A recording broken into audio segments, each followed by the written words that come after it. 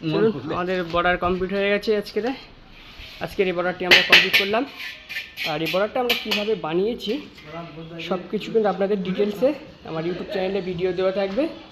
এমনকি এই বর্ডারের মাপ, কিভাবে আমরা ফর্মা বানিয়েছি এবং কিভাবে আমরা সেটিংস করেছি, কিভাবে এই কোণগুলো আমরা মিলিয়েছি, A to Z কিন্তু সব আমার ইউটিউব চ্যানেলে লং ভিডিও দেওয়া থাকবে, আপনারা দেখে নেবেন।